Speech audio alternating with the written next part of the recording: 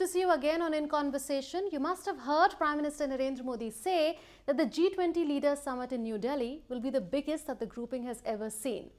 What is G20, you might ask? It is the premier forum for global economic cooperation.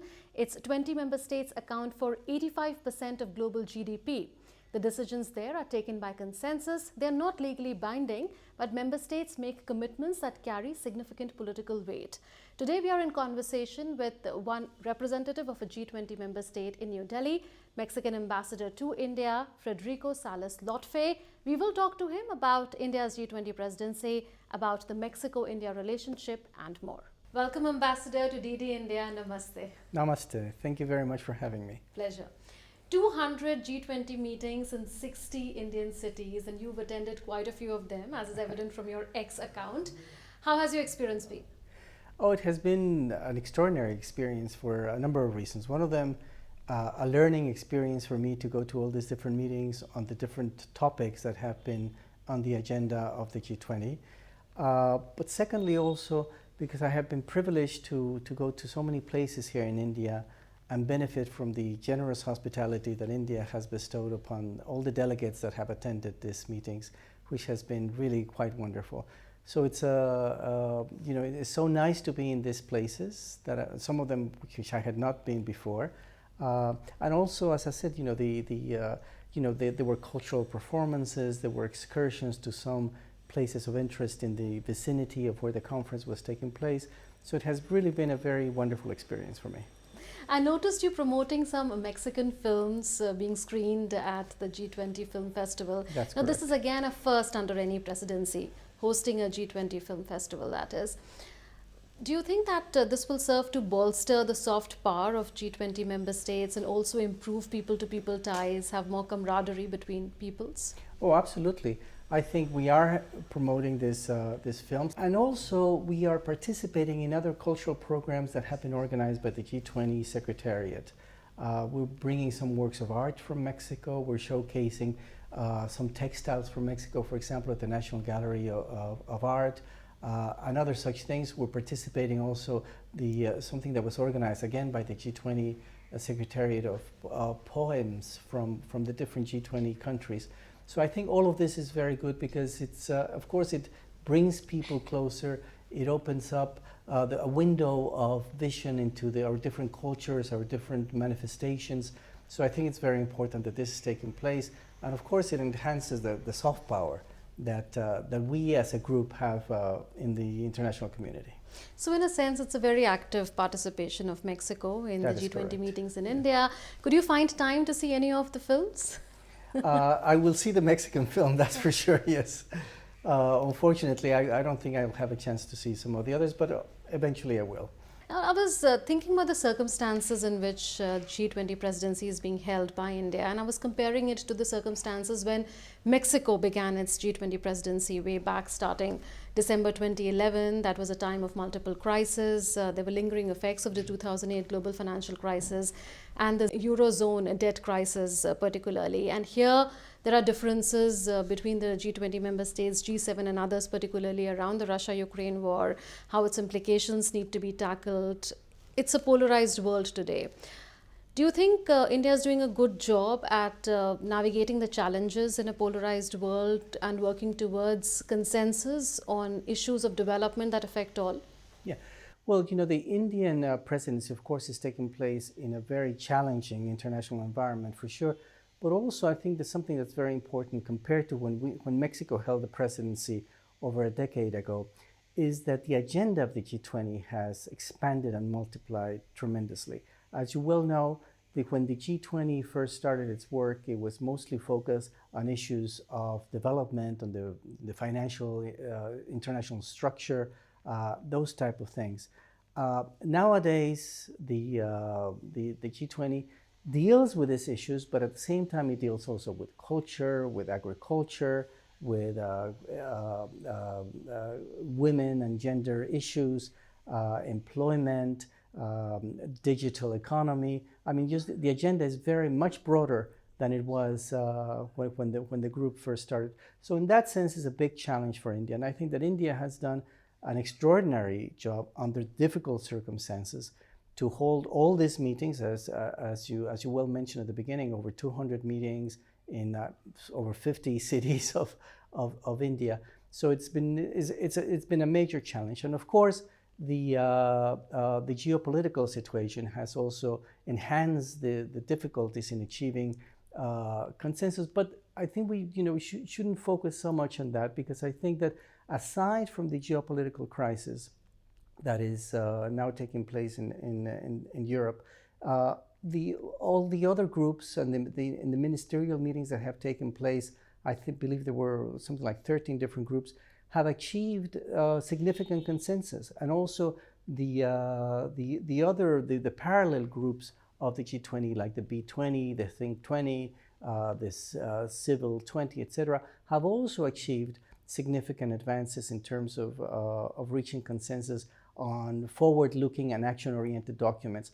So I think in that sense already the Indian presidency has been very successful. For the benefit of the viewers, Ambassador, if you could tell us that how different or similar is Mexico's position with India's position on the Russia-Ukraine war. India is following a policy of strategic autonomy here, and how concerned are you about the implications of the war?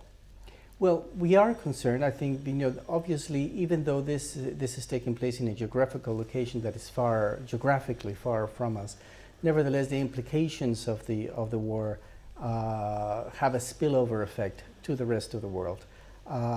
This has been mentioned consistently. For example, energy prices, food prices, and food availability in some cases, questions of fertilizers, etc. And just in general, the fragility that this causes impacts all of us. None of us are absent from it. It also has an impact on the multilateral system and the way that the international system functions, and is, how effective it is in responding to this type of situations. So obviously it's something that we are concerned about, and we have, as Mexico has always done traditionally, historically, have made calls for peaceful negotiations, to the two sides to sit down and try to reach a diplomatic understanding of the issue, and this is something that we're very firm with, and I think that India also has espoused this type of views. So you are, in a sense, treading a very thin line between Russia and Ukraine, treading a middle ground, so to say? Basically asking both sides to try to come to a peaceful understanding, a peaceful arrangement to resolve the conflict. We obviously have been very firm in rejecting Russia's actions. We have voted that way in the United Nations, in the different resolutions that were taken in the General Assembly. And at the time when the invasion started, we were members of the Security Council together with India. This was in the last 2 years, 21 and 22, and we were also expressed very strongly our position that this was an unacceptable aggression, that it violated international law, and that and again we made a call for both sides to sit down and negotiate a peaceful arrangement. Has India been instrumental in mainstreaming the voice of the Global South in the G20 discourse? And where do you see this headed? Eventually, do you see the Global South getting more space in the international financial architecture? Well, I think India is doing a big effort in that regard. As you know, in January, if I'm not mistaken, the Prime Minister held a video conference with leaders of the so-called Global South to hear their concerns, to hear their what were their priorities, so that India could in some way represent them in the G20 discussions and negotiations that were about to take place in the course of this year. I think that was a very important element. A second one is that India, of course, is espousing the idea of the African Union joining the G20 as a full-fledged member, and also bringing this very important continent of over 50-something countries that will be present at the table of the G20. So in that sense, I think it's doing a very serious attempt to bring the voice of the Global South into the table. It's, of course, is a challenge for all of us, because it's the G20 itself has to, in some ways, is in some ways representative of many. There are other countries that are of the global south that we are members of the G20, Mexico being one of them, of course. So it's not like there's an exclusion, but the idea is how to make it more representative, more inclusive of other countries and other concerns that should be present there. And as I said, I think India is doing a good job in bringing that voice into the discussions of the G20. You mentioned India's proposal to have the African Union as a full member of an expanded G20, effectively a G21. Is Mexico on board on that? We have expressed our favorable opinion to that, yes. Let's come to various sectors of cooperation under G20. On tourism, I heard you speak at a Think 20 event on how Mexico is doing in conserving natural habitats and promoting green tourism. Now, one of the initiatives under India's presidency is to have a G20 online platform for best practices that progress towards the SDGs. Right. Will Mexico be keen on putting out its best practices for the benefit of all? Oh, absolutely. I think that one of the transversal issues that have come up in different working groups of the G20 is how best we can advance in the accomplishment of the SDGs, the 2030 UN Sustainable Development Agenda of the United Nations. I think this has been the case in tourism, but in other groups, in other subjects, it has come up in the issue of health, for example, and others. And of course, Mexico is very much in support of this. I think that, unfortunately, even though we're sort of halfway there, we're in terms of time to reach the 2030, we're not halfway there in terms of the accomplishments that we need to have so that by 2030 we have really fulfilled our commitments to the 2030 agenda. And Mexico is fully committed to do whatever it takes. And one thing that we have brought to the table in all these working groups is, our own experience, our best practices, things that we can share with other countries.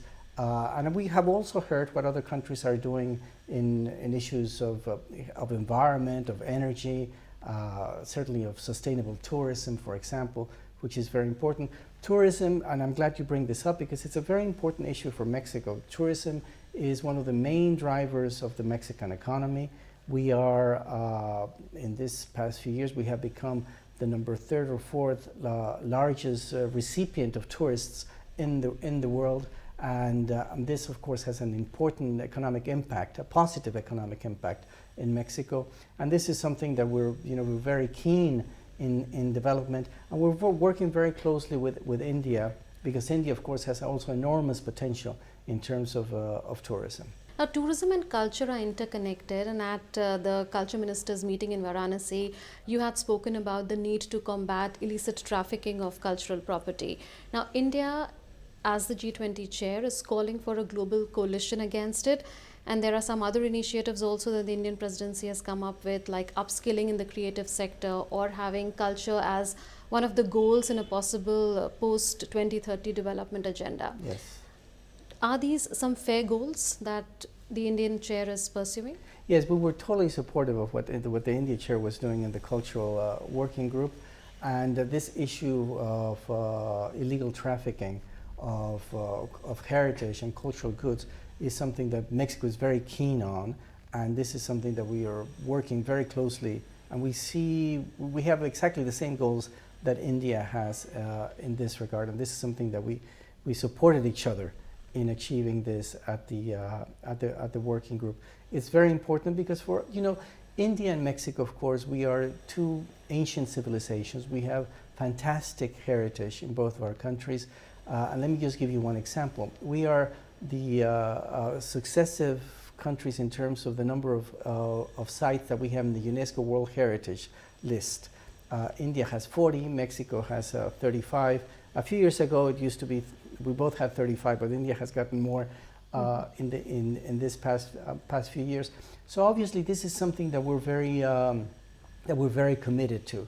And we're also very committed to recovering some of the objects that have been illegally obtained, that have been looted from some of our sites, and that this is something that is tremendously important for us as governments and as societies.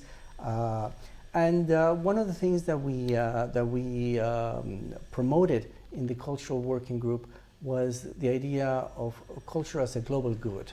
And I think it's something very important. And it is, again, this is something where India and Mexico were working together. You know, our priorities are very similar in that regard. Now, Prime Minister Narendra Modi, in his address to the Trade and Investment Ministers meeting, spoke of an Indian G20 initiative of mapping global value chains. Do you think that there is a need for a globalized rediversification of global value chains instead of being dependent on, say, one particular country for supply chains? And we saw the impact of that during the COVID-19 pandemic. Also, are you worried by the way various countries in the global south particularly are saddled by unviable debt because of the machinations of one country? As you correctly said, I think the pandemic showed us the fragility of this value chains across the board and all sorts of things, but particularly in some very important issues such as medicines and infrastructure goods that were necessary for the development of all of our countries. So it's very important that we do this mapping, and that and more than that, that we find ways to avoid a future disruption that can have such a serious and negative impact in our economic development and in our social lives. So I think it's very important. This is something, again, that we find that where the Prime Minister is right on in terms of what he is proposing. We have to find ways to shield especially the less developed countries within the global south from this type of impacts. And initiatives like this one that you've mentioned from Prime Minister Modi and others, I think are headed in that direction. But this is something that we, as not only the G20, but I think the international community as a whole, needs to be more committed to this type of measures and this type of actions in order to prevent future disruptions. In the health sphere, we are seeing that the Indian presidency is pushing for a legally binding WHO convention in the near future on pandemic preparedness, prevention and response. Besides that, there's focus on a One Health approach, on combating antimicrobial resistance, on a global digital health initiative where all the digital solutions of various countries will be put together on a single platform. How much does Mexico stand to gain through these initiatives? Oh, we definitely stand to gain for that, and we have been supportive of the One Health proposal, and also the idea of having international institutions that are better prepared to deal with emergencies like we had in the pandemic. We have to understand that the pandemic was not a one-off issue. I mean, it certainly was one that had a major impact in the whole world, but that probably in the future we're going to see also other health emergencies that need to be dealt with in a prompt and efficient way, that we need to have the resources to deal with it in a faster way. And of course, this is something that, for us in Mexico, it's also very important. We were very much affected by the pandemic, and in general, in Mexico, we have, like India does, we have many, health issues that are pending that we have to deal with. That are, the population demands the accessibility of medicines and the health services that we need to provide for them. So obviously, this is something that Mexico supports very strongly. In the agriculture sector, Mexico is the outgoing chair of AMIS, which is Agriculture Marketing Information System, which in a way helps address food insecurity issues and also ensures that there are no unexpected food spikes in a sense. And there are a lot of other proposals also that India has passionately taken up, like research on millets and other ancient grains and climate smart agriculture. Currently, there is a crisis of plenty. There is a food and fertilizer crisis because of the war, because of the COVID-19 pandemic. There are several fragilities, like you said. How do you think in the short term something like this can be addressed? Well, I think probably the first thing that I will say in that regard is, if we can avoid the type of conflicts that are taking place, because of course, I think that one thing that we became aware of with the conflict in Europe is how dependent we all were on the source of certain grains coming from one specific country. So obviously we need to be more, first of all, more aware of these things. Secondly, see how we can diversify and kind of, again, shield ourselves from this type of mishaps that will have a serious effects on all of us. Food security is something that is tremendously important for countries like Mexico and of course for the global South in general.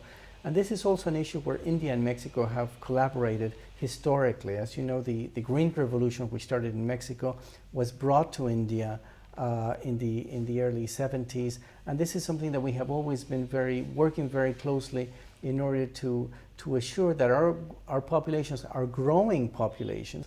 The Sonora wheat variety came Yes. from Mexico to India, which contributed to India's Green Revolution. Absolutely, yes. On space cooperation, considering Chandrayaan 3's success in a shoestring budget and the fact that the Mexico Space Agency as well as ISRO have entered into an agreement in the past on cooperation in the space sector for peaceful purposes, can we expect more tie-ups in space technology between ISRO and the Mexican Space Agency? Well, the first thing I should say is that I want to congratulate India and all of Indians for this very proud achievement. And it's something that certainly Indians should be proud of what happened, but it's something that all of us around the world are very happy that you guys have brought the moon closer to us. We have been, as you said, our space agencies, the Mexican and the Indian space agencies, have been collaborating on the uses of space for peaceful purposes.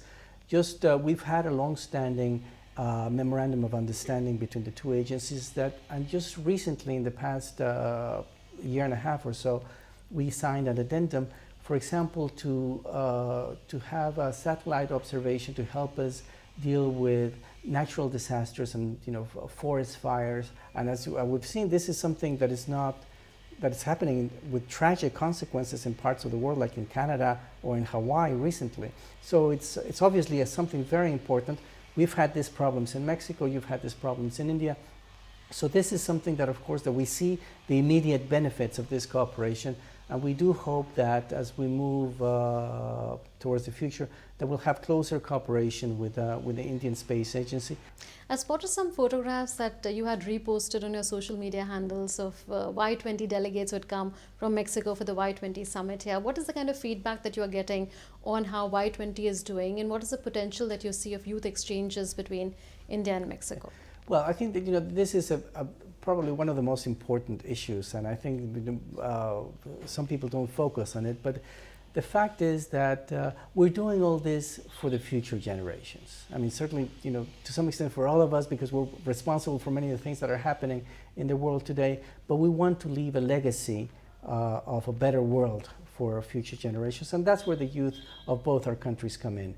And both Mexico and India have the enormous demographic benefit of having very young populations that are very dynamic and very very entrepreneurial in many respects. And so the people that came from Mexico here were tremendously enthusiastic. Mexico was the first Latin American country to recognize India after her independence. Where do ties stand currently? Is there untapped potential in this relationship?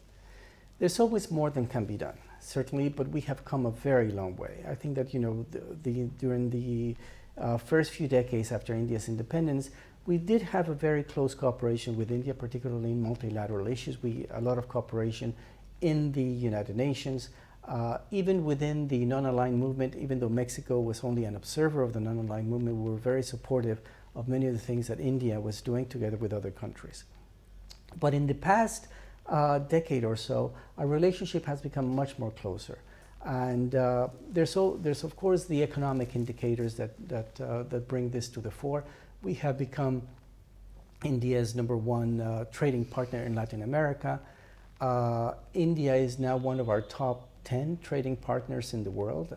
And even this is something that is not very well known, but it's really quite amazing given the distance that we have between our two countries. Without an FTA. And without an FTA, exactly. So obviously one thinks that if we were to have an FTA, probably this will be even stronger.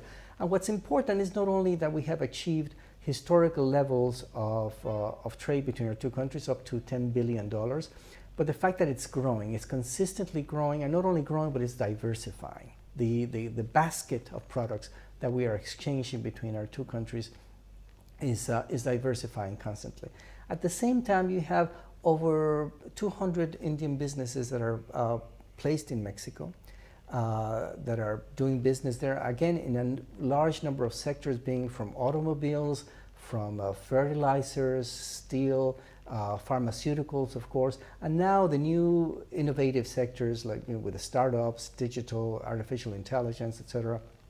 And in Mexico, from Mexico here, you also have not so many businesses, but again, the businesses that are here are the number of businesses here is also growing. But what's again most important is that, for example, the Indian companies that are based in Mexico, they're all doing very well. They're all growing. They're all expanding. They're increasing their investment. They're hiring more people. So this is, I mean, the relationship is very much alive and very active. And at the same time, we have a very good level of political dialogue. The first trip that Minister Jaishankar took to Latin America was to Mexico 2 years ago, almost exactly 2 years ago, in September 21. The former foreign minister of Mexico was here on 2 occasions after that. And in between, there have been other visits. The speaker of Lok Sabha was in Mexico, and we've had also a delegation of Mexican parliamentarians that was here recently, earlier in the summer. But again, much more can be done, and hopefully much more will be done in the future. There's a lot of interest in the US-Mexico relationship, and there has been a dramatic shift, in a sense, in the relationship from the Donald Trump administration to the Joe Biden administration. But again, we are looking at whipping of tensions in the Republican campaign. If you see, they are talking about using US military to strike on drug cartels in Mexico. Does that worry you? Well, you know, the relationship that we have with the United States is, I would say, it's probably one of the most complex relationships that any two countries have in the world. We have a very extensive border, and it's a free and open border. That is, I think, is something that we should underline, because many times things are focused on the problems at the border. But you also have to see that the border is a region of enormous opportunity and prosperity for the people that live on both sides of it. And we know that every time that there's political campaigns in the United States, this type of statements flare up.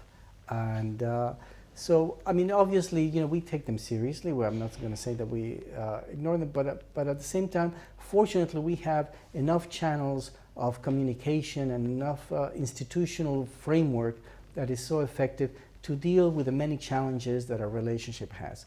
And be it on questions of trade, be it on questions of international crime, and you know, which is there, be it on you know, all sorts of other issues that we have between our two countries. So fortunately, I think that even though there may be this political fireworks, we have the possibility of deal with these things in a more you know, a positive way, so that we actually give it a constructive turn to see how we resolve the many problems that we have. Because I mean, the problems are there, but there's shared problems, and we need to deal with them. And I think that both the Mexican authorities and the American authorities and the peoples of both countries want to deal with these issues in a positive way. Who's representing Mexico here in the G20 Leaders Summit?